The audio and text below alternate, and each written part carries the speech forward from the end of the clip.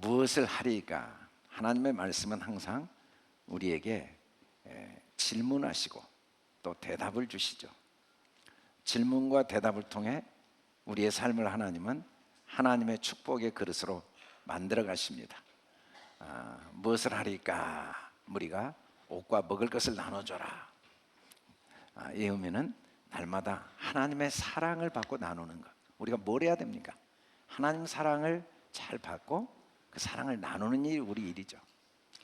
사람들은 일이 도구인데, 사랑받기 위한 도구인데, 도구가 오히려 사람을 고통스럽게 하는 주객이 전도되는 경우가 많이 있죠. 그러나 우리가 해야 될 일은 어떤 경우에도, 어떤 상황에서도 우리는 사랑받기 위해 태어났고 사랑하기 위해 태어났다는 겁니다. 그러기 위해서는 부과되는 것 외에 거두지 말아야 된다. 우리가 하나님의 사랑을 받고 나누기 위해서 제일 중요한 건 하나님의 도우심을 절대적으로 확신해야 돼. 하나님은 우리에게 믿음만 요구하십니다. 다른 걸 부과하지 않아요. 우리가 할 일은 어떤 경우에도 하나님을 절대적으로 신뢰하는 거죠.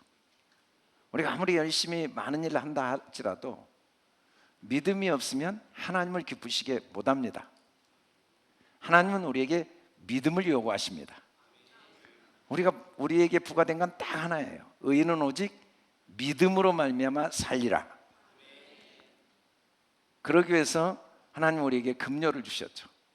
하나님이 주신 급료, 하나님은 우리에게 항상 끝없이 우리에게 은혜를 주십니다. 하나님은 우리에게 끝없는 은혜를 주세요. 하나님은 은혜 안에 우리를 강건케 하시는 분입니다. 무리들에게 이렇게 세례 요한이 이야기를 하자 사람들은 요한에게 관심을 가졌어요. 요한이 그리스도가 아닌가. 그러나 요한은 말씀이 우리에게 증거되어질 때 우리가 관심을 가져야 될 건 눈에 보이는 게 아니고 예수 그리스도죠. 예수 그리스도. 그래서 16절에서 이렇게 말합니다. 우리 같이 한번 크게 읽어보겠습니다. 시작. 요한이 모든 사람에게 대답하여 이르되 나는 물로 너에게 세례를 베풀거니와 나보다 능력이 많으신 이가 오시나니 나는 그의 신발끈을 풀기도 감당하지 못하겠노라. 그는 성령과 불로 너에게 세례를 베푸실 것이요. 요한은 뭐라고 대답했냐면 나는 물로 너에게 세례를 베푼다. 세례라는 히브리어 몰이라는 말은 사실은 하나님의 말씀으로 내 생각을 완전히 새롭게 만들어 버리는 상태입니다. 우리 생각은 다 하나님의 말씀을 대적하는 생각이죠. 우리의 생각은 다 한계적이고 부분적입니다. 우리는 오감의 기초에서 내 경험, 내 지식의 한계의 기초에서 우리는 생각할 수밖에 없어요. 하나님의 말씀은 우리의 생각을 다 죽이시는 역할을 한다는 의미가 세례예요. 원래 세례는 물에 잠긴다 또는 할례, 잘라낸다 라는 의미가 있습니다. 잘라내면 새로운 살이 만들어집니다. 죽고 나면 새로운 게 살아납니다. 우리는 날마다 세포가 죽기 때문에 생명을 유지하죠. 언젠가는 세포가 죽지 않은 때가 옵니다. 그게 죽음입니다. 세포가 죽지 않으면 새로운 세포가 살아날 수가 없어요. 우리는 말씀을 통해 날마다 내 생각이 죽지 않으면 우리는 살았으나 죽은 자예요. 오늘의 생각이 죽어야 또 다른 오늘을 맞이하죠. 지금까지 생각이 죽지 않으면 우리는 살아있는 게 아니라 이미 죽은 자입니다. 우리의 생각 중에 죽어야 될 생각은 죄악된 생각이죠. 물로 세례를 준다라는 말은 죄를 씻어내는 거고 죄를 죽이는 겁니다. 죄는 아직도 때마다 순간순간 내 속에 떠오르는 모든 부정적인 생각입니다. 죄는 허상입니다. 여러분, 없다는 허상입니다. 없다는 스스로 존재하지 못해요. 있다라는 실상의 그림자로만 존재합니다. 있다는 없다가 없어도 있습니다. 그러나 없다는 있다가 없으면 없습니다. 부정은 다 허상입니다. 우리 마음에 항상 염려, 근심, 절망, 두려움, 불안, 후회, 자책, 실패, 허무, 무의미 이런 단어들은 다 허상입니다. 세례는 끊임없이 이 생각들을 말씀으로 씻어내고 그 모든 생각들이 내 안에 하나하나 긍정적인 생각으로 바뀌게 하는 게 물로 세례를 주는 거죠. 하나님의 말씀은 우리 생각을 다 드러냅니다. 우리 생각이 얼마나 잘못됐는가. 특별히 말씀 중에 말씀이 예수 그리스도입니다. 예수 그리스도의 십자가는, 고난은 우리의 부정적인 생각을 완벽하게 다 제거시킵니다. 왜냐하면 그 인류의 가장 저주스러운 고난마저도 부활의 영광에 이르기 위한 필수 과정이었고, 그 자체가 절대로 실패가 아니고 영광의 과정이었음을 확증한 사건이기 때문에 우리는 십자가를 통해서 어떤 경우에도 모든 부정적인 생각을 씻어낼 수가 있는 것입니다. 날마다 말씀은 우리의 죄를 다 드러냅니다. 그리고 그 부정적인 죄를 다 씻어내죠. 하나님께서 물로 세례를 줬다는 말은 말씀을 통해 내 생각이 얼마나 죄악된 생각인가, 얼마나 잘못된 생각인가, 얼마나 허상인가를 드러내신다는 거죠. 그러면 그 말씀을 통해 죄가 드러나면 우리 안에 계신 예수 그리스도께서 능력으로 일하시기 시작하십니다. 우리 계속해서 3장 16절을 읽어보겠습니다. 시작. 나보다 능력 많으신 이가 오시나니 나는 그의 신발끈을 풀기도 감당하지 못하겠노라. 그는 성령과 불로 너희에게 세례를 베푸실 것이요. 그는 나는 그의 신발끈을 풀기도 감당하지 못한다 라고 말씀을 하고 있습니다.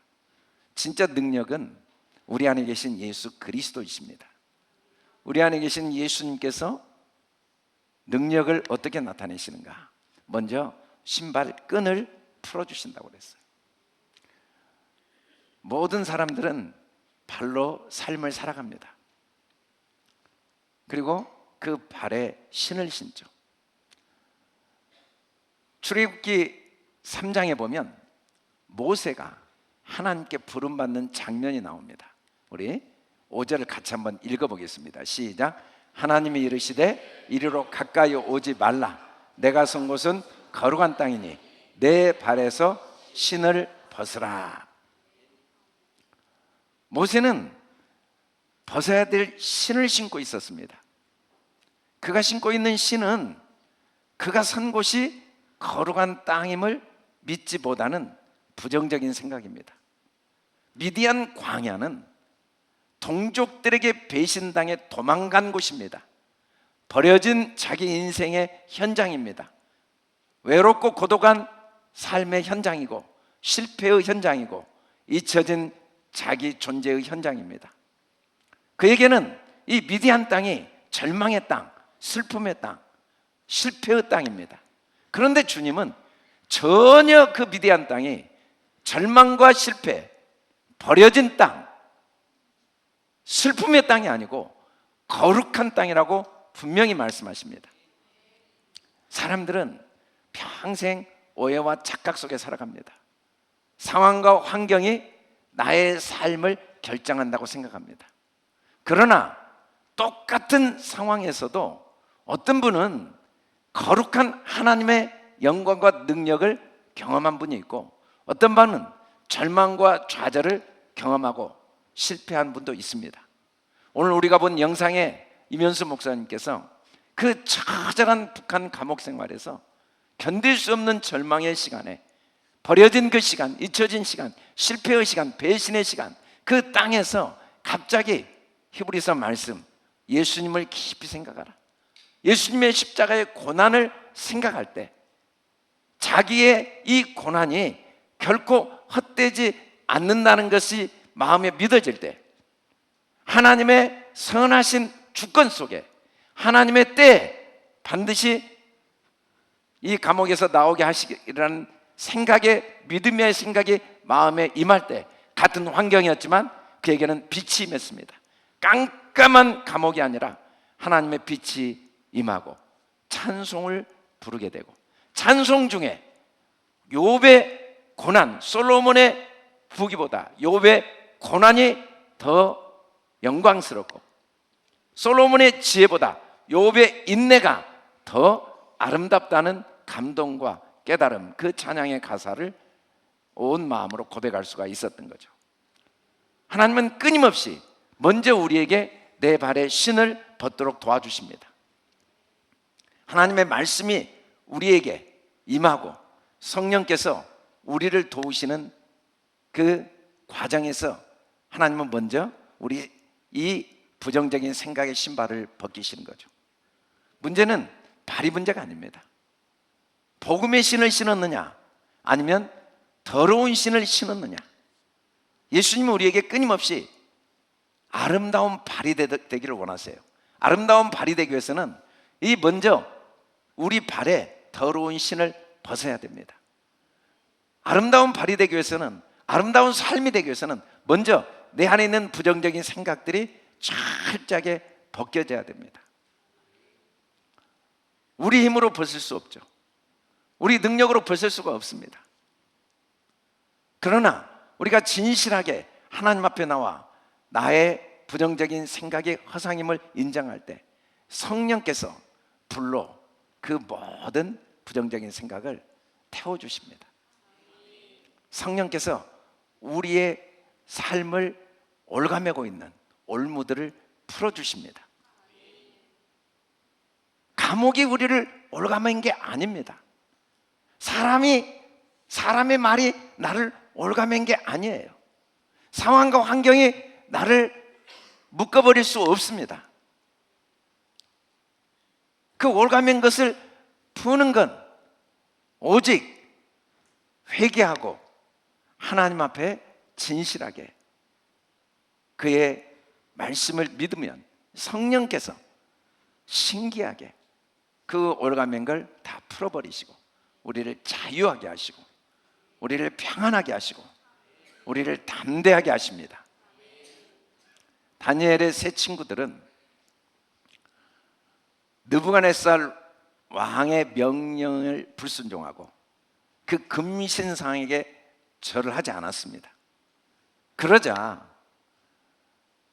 풀무불에 이 세 사드락 메삭 아벳느고를 밧줄로 꽁꽁 묶어서 던져버립니다. 풀무불, 용광로 불이 얼마나 뜨겁든지 이 세 사람을 던지러 갔던 사람은 용광로에 들어가기 전에 타 죽었습니다. 그렇게 불이 뜨거웠어요. 그 뜨거운 불에 세 사람이 던져졌는데 결과가 어떻게 됐습니까? 같이 한번 읽어보겠습니다. 시작. 왕이 또 말하여 이르되 내가 보니 결박되지 아니한 네 사람이 불 가운데로 다니는데 상하지 아니하였고 그 넷째의 모양은 신들의 아들과 같도다. 결박되지 아니한 네 사람, 그 결박이 풀어져 버렸어요. 용광로 불이 그를 죽인 게 아니고 죄를 죽였죠. 모든 부정적인 생각을 죽였죠. 세 친구들은 만일 금신상에 절하지 아니하면 풀무불에 던져 죽인다고 할 때 그들이 대답하기를 만일 왕이 우리를 풀무불에 던진다 할지라도 하나님이 우리를 지켜주실 것이며 만일 하나님이 우리를 그 풀무불에서 지켜주시 아니한다 할지라도 우리는 금신상에 절하지 아니하는 이유는 그럼에도 불구하고 하나님이 나를 더 큰 사랑으로 보호하신다는 믿음, 확신을 가질 때 그들을 올가맸던 그 모든 밧줄이 자기들을 죽이려고 했던 용광로 불에 의해서 오히려 풀리게 됩니다. 우리의 삶에 많은 문제가 있습니다. 어려움이 있습니다. 고난이 있습니다. 우리는 문제와 어려움의 때 끝없는 부정적인 생각들이 밀려옵니다. 사실은 문제와 상황이 나를 올가맨 게 아니고 그 부정적인 생각이 나를 올가매고 있는 거죠. 그러나 우리가 그때 믿음을 갖고 하나님을 힘있게 의지하고 성령님을 의지하면 성령께서 반드시 우리 마음에 그 모든 부정적인 생각을 다 태우시고 믿음의 생각을 주십니다. 우리가 성령 충만할 때 절대 긍정의 마음을 가질 수가 있습니다. 절대 긍정의 마음을 가질 때 하나님께서 반드시 우리를 통해 영광을 나타내십니다. 사도 바울은 선교 와중에 로마 감옥에 갇혀 있을 때 빌립보 성도들에게 편지를 보냈습니다. 특별히 빌립보 성도들은 바울의 이 투옥으로 인해 분열과 갈등, 대립이 심각했습니다. 그런데 그들에게 편지를 쓰면서 바울은 결론적으로 나는 그럼에도 불구하고 기뻐하고 기뻐하니 너희들도 주 안에서 기뻐하고 기뻐하라고 격려합니다. 그리고 아무것도 염려하지 말고 너희들도, 나도 마찬가지다. 나도 감옥에 있지만 많은 문제가 있지만 오히려 이 문제 때문에 어떤 경우에도 어떤 상황에도 아무것도 염려하지 말고 모든 것을 기도와 감사로 아뢰고 있으니까, 그래서 하나님의 평강이 내 마음과 생각을 지키고 있으니까 너희도 아무것도 염려하지 말고 이럴 때일수록 하나님께 나가 기도하고 감사함으로 그리스도 예수 안에 있는 하나님의 평강이 너희 마음과 생각을 지키도록 해라. 아멘. 이제 이 한 주가 고난주가 아닙니다. 우리가 정말 주님의 고난에 동참하는 제일 중요한 일은 우리 마음의 모든 부정적인 생각과 죽기까지 싸우는 것입니다. 아무리 사람과 환경이 나를 둘러싸고 있어도, 아무리 문제가 나를 파도처럼 몰아쳐도 주님의 십자가를 굳게 붙들고 철저하게 마음의 모든 부정적인 생각을 십자가에 못 박아야 됩니다. 우리가 어떻게 주님의 고난과 십자가를 붙들 수 있겠습니까? 십자가를 붙든다는 건 어떤 경우에도 내 안에 있는 모든 불신의 생각, 부정적인 생각을 철저하게 십자가에 못 박고 하나님의 은혜, 아직 내게 주신 은혜, 내게 있는 것을 철저하게 붙드는 믿음의 선한 싸움의 고난에 동참하는 것입니다. 그래서 이번 고난주간 우리가 전 성도들이 이 분열 기도에 새벽을 깨워 간절히 기도하면서 우리 안에 모든 부정적인 생각들을 주님 앞에 철저하게 내려놓고 십자가에 못 박고 감사로 우리 마음을 새롭게 하는 복된 시간이 되기를 주님의 이름으로 축원합니다. 우리 크게 같이 한번 읽어보겠습니다. 시작. 성령 충만하여 절대 긍정의 생각으로 마음을 지키자. 다시 한번 시작.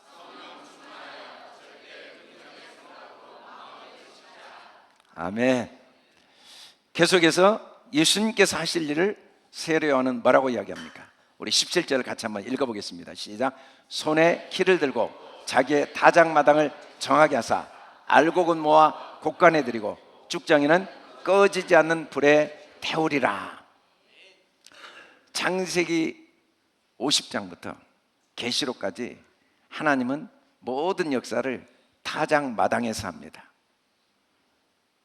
요셉도 타작마당에서 그 장사를 지내게 되죠. 룻기에서도 타작마당에서 보아스를 룻이 만나죠. 솔로몬도 타작마당에서 회개하고 그곳이 솔로몬 성전이 됩니다. 예수님도 타작마당에서 기지를 하신다고 그랬어요. 이 타작마당이라는 이 가론이라는 히브리어 말씀은 하나님이 모든 걸 다 부어놓으신 곳을 의미해요. 그게 우리 마음입니다. 하나님은 온 우주를 우리 마음에 담아주셨어요. 그래서 타작마당을 정하게 한다는 건 하나님은 우리 마음을 깨끗하게 하시는 분입니다. 예수님만이 우리 마음을 깨끗게 해주실 수 있습니다. 예수님이 우리 마음을 깨끗게 하신다는 건 우리를 구원해 주시는 거죠. 우리를 구원해 주신다는 건 우리 속에 있는 모든 부정적인 생각을 긍정적인 생각으로 바꿔주신다는 게 바로 예수님이 우리를 구원하시는 일입니다. 주님이 십자가에 고난받으신 이유는 우리의 이 생각의 미숙함 때문에, 우리의 교만 때문에, 우리의 어리석음 때문에 마음에 있는 모든 부정적인 생각들을 주님이 십자가에 못 박히시면서 함께 못 박아 죽게 하신 겁니다. 고난은 부활의 또 다른 모습입니다. 고난이 없이는, 죽음이 없이는 부활도 없습니다. 그 고난을 통해 주님은 우리 안에 모든 부정적인 것들을 깨끗하게 하시는 일을 하신다는 겁니다. 하나님의 말씀이 바로 키죠. 키는 계속해서 알곡과 쭉정이를 계속 흔들어서 구별시킵니다. 말씀은 우리 마음을 계속 흔들어댑니다. 우리의 죄악된 생각, 불신의 생각을 절대로 마음에 간직하지 않도록 흔들어댑니다. 절대 믿음의 생각, 오직 의인은 믿음으로 말미암아 살리라. 어떤 경우에도 하나님의 선하심과 온전한 뜻을 절대적으로 믿는 믿음을 갖도록 끊임없이 키질을 하십니다.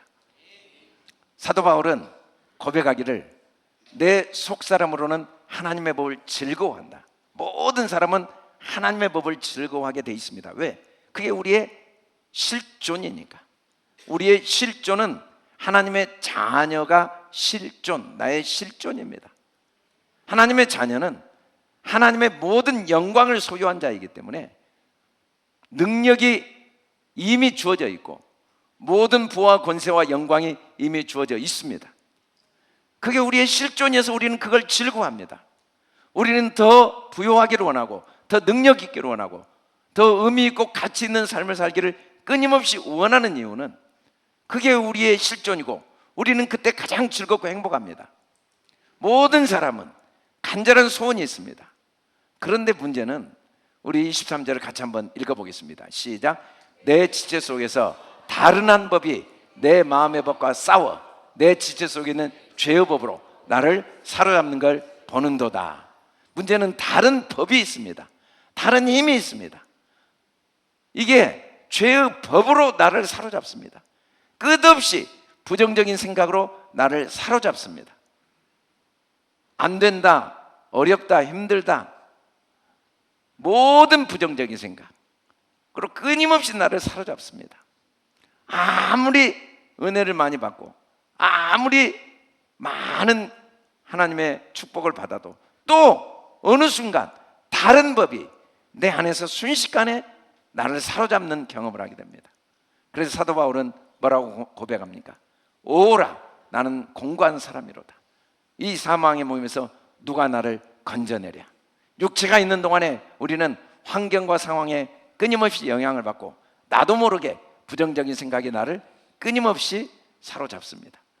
그러나 하나님의 말씀은 그때마다 그걸 다 키질하십니다. 그걸 가만히 두지 않습니다. 사람이 부정적인 생각을 했는데도 마음이 즐겁고 평안하고 자유롭고 행복할 수 없는 이유는 하나님의 키가 키질하고 있기 때문입니다. 만일에 부정적인 생각을 했는데도 마음이 즐겁고 평안하다면 그것은 이미 죽은 인생이죠. 우리의 마음의 괴로움과 고통, 불안, 절망, 두려움은 내가 하나님의 법을 떠났다는 걸 보여주는 소중한 신호입니다.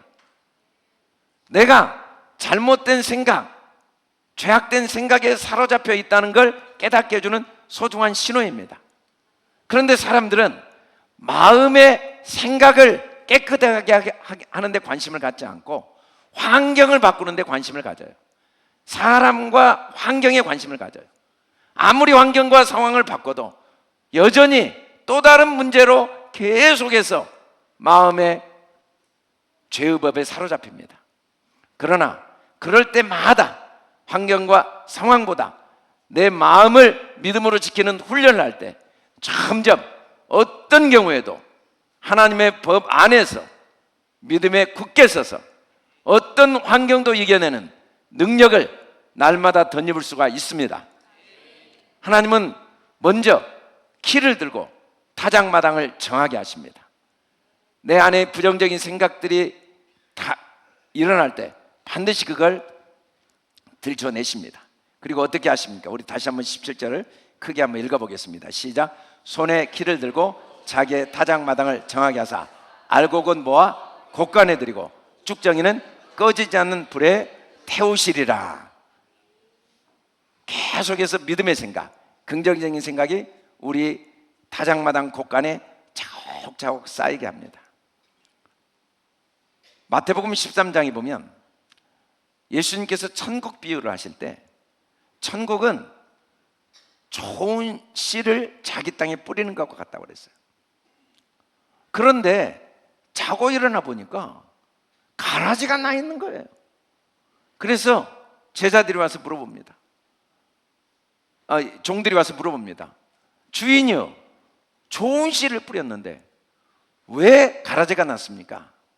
그러자 그 주인이 뭐라고 이야기하냐면 원수가 와서 가라지를 심었구나. 그러자 종들이 주인에게 이야기합니다. 그러면 가라지를 다 뽑아버립시다. 그러자 주인이 뭐라고 대답합니까? 우리 29절을 같이 한번 읽어봅시다. 시작. 주인이 이르되 가만히 두라. 가라지를 뽑다가 곡식까지 뽑힐까 염려하노라. 이 말씀의 의미는 가라지와 곡식이 따로 있는 게 아니라는 겁니다. 우리의 생각이 깨끗해지면 그건 다 곡식이 됩니다. 우리의 생각이 깨끗해지지 않으면 그건 다 가라지가 됩니다. 상황과 환경이 문제가 아니라 우리가 긍정적인 생각을 하면 그 모든 게 하나님이 되게 주신 아름다운 곡식, 열매를 거두는 축복의 도구가 됩니다. 고난마저도 하나님이 되게 주신 축복임을 믿고 인내하면, 그리고 반드시 이미 하나님께서 이걸 통해 더 큰 영광을 주신다는 확신을 갖고 의심하지 않고 염려하지 않고 확신 가운데 행하면 그 고난도 더 큰 영광, 더 큰 축복을 얻게 하는 알곡이 됩니다. 우리는 내 생각을 정하게 하는 데는 관심이 없고 환경과 상황을 먼저 바꾸려고 할 때 계속해서 환경과 상황의 노예가 되지만, 내 생각이 계속 깨끗해질 때 우리는 끝없이 하나님이 우리에게 주신 그 능력, 그 영광을 통해 끝없이 아름다운 열매, 아름다운 축복을 누릴 수가 있습니다. 우리가 잘 아는 대로 예수님께서는 많은 고난을 받으셨지만 그 고난의 때 결코 부정적인 생각을 하지 않았습니다. 내가 고난을 받을 걸 미리 말씀하신 때도 이 고난을 받아야만 된다고 생각하셨습니다. 사도 바울은 많은 실패와 시련이 있었습니다. 많은 아픔이 있었고 갈등도 있었고 배신을 당했습니다. 감옥에 갇히기도 했습니다. 그러나 한 번도 부정적인 생각을 하지 않을 때 그가 겪었던 그 모든 고난들이 초대 세계 선교의 아름다운 열매를 거두게 된 것입니다. 우리는 끝없이 우리 마음에 부정적인 생각들이 밀려올 때마다 그것을 계속해서 성령의 불로 태워야 됩니다. 주님은 꺼지지 않는 불로 태우신다고 그랬습니다. 하나님의 사랑의 불, 우리를 향한 하나님의 그 도우심의 불길은 절대로 꺼지지 않습니다. 우리가 믿음을 가지면 모든 가라지들은 오히려 더 하나님의 은혜, 하나님의 축복을 받는 아름다운 에너지가 됩니다. 불쏘시개가 됩니다. 그래서 결국은 하나님께서 우리에게 주시는 축복이 무엇이겠습니까? 우리 마음에 하나님이 주신 정말 축복이 무엇이겠습니까? 우리 에레미야 31장 25절을 같이 한번 읽어보겠습니다. 시작. 이는 내가 그 피곤한 심령을 상쾌하게 하며 모든 연약한 심령을 만족하게 하였습니다. 하나님은 우리 심령을 알곡으로 채워주시기를 원하십니다. 이스라엘 백성들이 바벨론 포로로 끌려갔지만 하나님은 오히려 그 포로 생활을 통해 오직 하나님을 더 힘있게 의지함으로 심령이 어떤 경우에도 상쾌한, 오히려 어떤 경우에도 마음에 만족이 있는 삶을 살도록 도우신 겁니다. 다윗은 하나님께 능력을 받아서 골리앗을 물리쳤습니다. 그리고 왕의 사위가 되었습니다. 그리고 많은 사람들에게 인정을 받았습니다. 그런데 오히려 그것 때문에 말할 수 없는 고난을 받아서 왕에 의해 도망자의 신세가 되었습니다. 생과 사가 종이 한 장 차이가 되었습니다. 언제 죽을지 모르게 된 거예요. 그런데 그 과정을 통해 하나님은 그에게 모든 그 속에 있는 가라지들을 철저하게 다 태우셨습니다. 그래서 어떤 경우에도 이 마음에 알곡들이 차곡차곡 채워져서, 하나님의 곡식들이 차곡차곡 채워져서 마음의 믿음의 생각, 하나님이 나의 목자시고 하나님이 나를 돕는 자시고 하나님이 나와 함께 하신다는 절대 긍정의 생각, 절대 믿음의 생각이 차곡차곡 채워지게 되었을 때 그가 이렇게 고백합니다. 우리 같이 한번 읽어보겠습니다. 시작. 여호와는 나의 목자시니 내게 부족함이 없으리로다. 아멘. 다시 한번 시작. 여호와는 나의 목자시니 내게 부족함이 없으리로다. 예수님은 능력이 많으십니다. 예수님은 우리의 구원자이십니다. 예수님은 고난받으시고 부활하셔서 우리에게 알곡을 우리 마음에 하나하나 모아주셨습니다. 예수님은 우리의 모든 부정적인 생각을 날마다 태워주십니다. 주님의 십자가 고난을 바라볼 때 내 속에 있는 모든 부정적인 생각이 완전히 태워지는 능력을 경험하게 됩니다.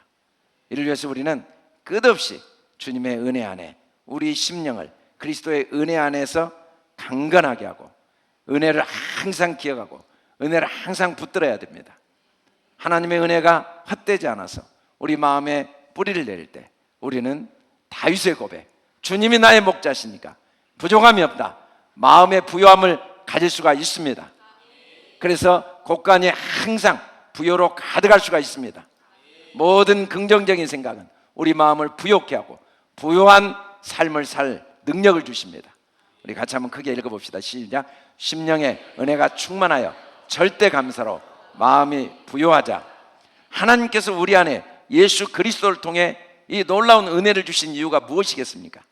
그리스도께서 고난받으신 이유가 무엇이겠습니까? 그 고난을 통하여 우리 안에 하나님의 평안을 주시고 부요함을 주시기 위함입니다. 우리 심령을 상쾌하게 하시기 위함입니다. 우리 심령을 이렇게 평안하게 하시고 부요하게 하시는 이유가 무엇이겠습니까? 우리 마지막으로 18절 한번 같이 읽어보겠습니다. 시작. 또 그 밖에 여러 가지로 권하여 백성에게 좋은 소식을 전하였으나, 제일 중요한 건 우리는 그래도 아무리 은혜를 받아도 연약하다는 것이고, 세상은 빛과 어둠이 수없이 반복되듯이 누구에게나 끝없이 문제가 밀려오기 때문에 아무리 은혜를 받아도 우리는 또 서로 권해야 됩니다. 시편 23편 5절을 같이 한번 크게 읽어봅시다. 시작. 주께서 내 원수의 복전에서 내게 상을 차려주시고 기름을 내 머리에 부으셨으니 내 잔이 넘치나이다. 아무리 믿음으로 하나님을 힘있게 의지하고 골리앗과 싸워 이겨도 그 다윗에게도 또 많은 원수들이 옵니다. 수없이 많은 원수들이 목전에 있습니다.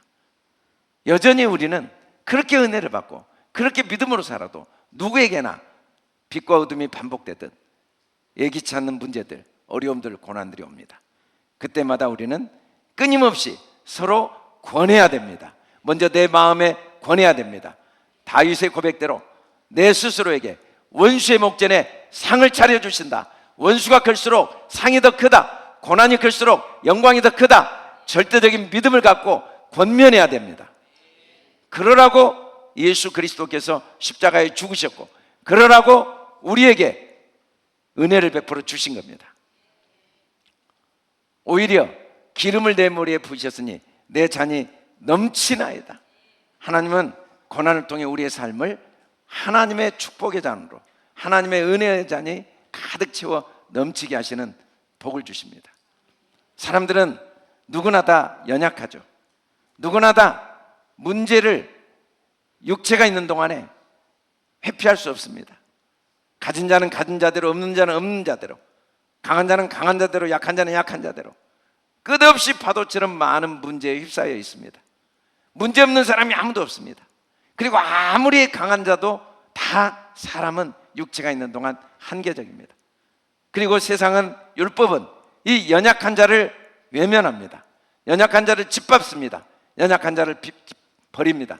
연약할수록 더 외면하고 짓밟습니다.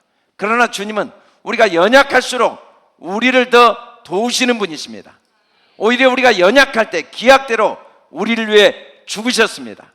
그러므로 어떤 어려움 속에서도 주님은 반드시 오히려 더 나를 도우시고, 반드시 나와 함께 하시고, 반드시 나를 넉넉히 승리케 하시기 때문에 서로 권해야 됩니다. 사도 바울은 그 복음에 감격하여서 유대인들에게 복음을 전하러 루스드라 이고니온에 갔습니다. 예수님을 믿으면 복을 주신다는 이 구원의 복음을 전할 때 유대인들은 어떻게 이방인이 구원을 받을 수 있냐고 절대로 받아들이지 않았습니다.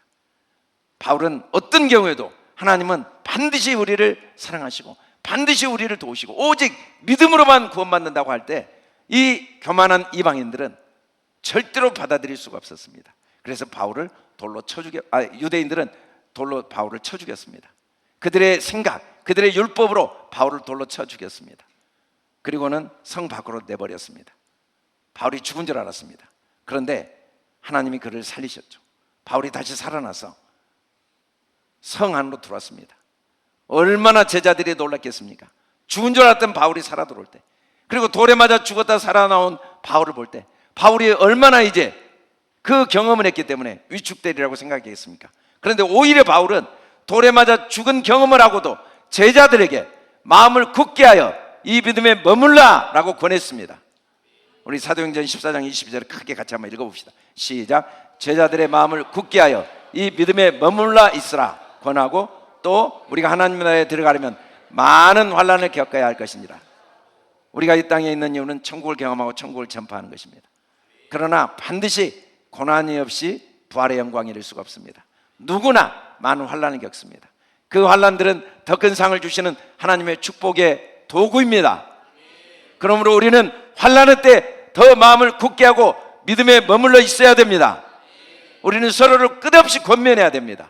아무리 좋은 말도 믿음을 구원하는 도구가 아니라 더 하나님을 의지하고 더 감사하고 더 희망을 갖도록 하기 위한 목적이 아니라 옳고 그름을 위한 말이라면 그것은 복음과 반대의 길입니다.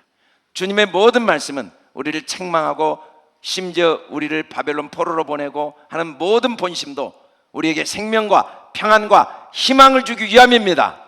더 많은 믿음, 더 많은 긍정적인 생각, 더 많은 확신, 더 많은 평안을 서로 권하는 저와 여러분 될 수 있기를 주님의 이름으로 축원합니다. 권한다는 건 더 구체적으로 백성에게 좋은 소식을 전하는 거죠. 어떤 경우에도 믿음의 말, 믿음의 생각, 긍정적인 말, 긍정적인 생각, 그걸 서로 전하는 것이죠. 이를 위해서 하나님이 우리에게 세례를 베풀어 주신 겁니다. 우리가 말씀으로 예배를 드리고 우리가 이렇게 은혜를 받지만, 그러나 우리가 아무리 말씀으로 은혜를 받고 아무리 하나님의 성령께서 우리를 도우셔도 우리가 계속해서 권하는 일, 아름다운 소식을 계속 전하는 일이 쉽지가 않습니다. 초대교회 성도들이 세례를 받은 사람이 3,000명이 되었지만 어떻게 해서 계속해서 날마다 구원하는 수가 더해졌겠습니까? 우리 42절을 크게 한번 읽어봅시다. 시작. 그들이 사도의 가르침을 받아 서로 교제하고 떡을 떼며 오로지 기도하기를 힘쓰니라. 기도의 싸움에 힘쓰지 않으면 우리는 서로 권면하는 일, 좋은 소식을 전할 수가 없습니다. 또 환경과 상황에 붙잡혀서 불평하고 낙심하고 후회하고 자책하고 염려하고 판단하고 분별하는 일을 할 수밖에 없습니다. 서로에게 날카로운 칼이 되어 비수가 되어서 상처와 아픔을 주는 일을 하지 않을 수가 없습니다. 우리가 새벽마다 기도로 주님 앞에 나와 간절히 가르침을 받고 철저하게 하나님의 복음으로 무장되어서 성령으로 충만하여서 마음의 평안과 부요함으로 가득 채워서 우리가 서로 권하는 삶, 서로 아름다운 소식을 전하는 복된 삶을 살기 위해서는 오로지 기도하기를 힘써야 됩니다. 고난주간 하나님께서 분야일 기도를 하러 가시는 애 감사합니다. 우리 전 성도들이 이번 고난주간 분열교대에 함께 나와 오로지 기도하기를 힘쓸 수 있기를 주님의 이름으로 축원합니다. 오로지 기도하기를 힘쓰고 또 날마다 마음을 같이하여 성전에 모이기를 힘쓴다고 그랬습니다. 마음이 있으면 몸도 가게 돼 있습니다. 주님의 몸된 교회를 우리가 사랑하고 함께 모여 힘쓰고 기도할 때, 또 함께 떡을 떼고 함께 음식을 먹고 함께 기쁨으로 순전한 마음으로 기도할 때 하나님이 반드시 우리를 서로 권면해 주시고 우리를 통해 온 땅과 열방에 좋은 소식이 전파되게 하시고 우리 안에서, 우리 가정에서, 우리 교회를 통해 이 지역과 열방에 하나님의 생명의 복음, 부활의 복음이 증거되게 하실 줄 믿습니다. 이 고난주간 모두가 성전에 모이기를 힘쓰고 기도하기를 힘쓰는 저와 여러분 될 수 있기를 주님의 이름으로 축원합니다. 우리 크게 한번 읽어보겠습니다. 시작. 오로지 기도에 힘써 절대 믿음으로 권하여 좋은 소식을 전하자. 아멘. 우리 다 같이 일어나셔서 권하여 좋은 소식을 전하게 하신 예수님, 우리 18절 크게 같이 읽겠습니다. 시작. 또 그 밖에 여러 가지로 권하여 백성에게 좋은 소식을 전하였으나. 성령과 불로 세례를 받는다는 의미가 무엇일까요? 시작.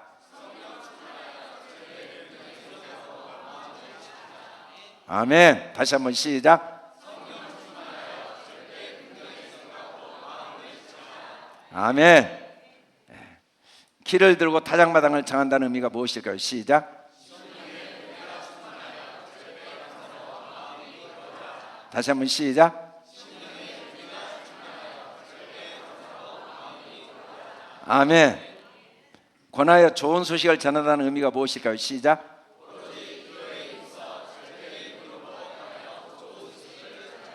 아멘. 할렐루야. 시작. 온 땅에 그리스도의 향기를, 천국을 경험하고 천국을 전파하자. 말과 깨달음과 생각에 장성한 자가 되자. 가만히 서서 오늘 여호와의 구원을 보자. 우리가 무엇을 하리이까? 권하여 좋은 소식을 전하게 하시는 하나님, 나도 전도왕이다. 좌로 말씀을 읊조리자. 아멘.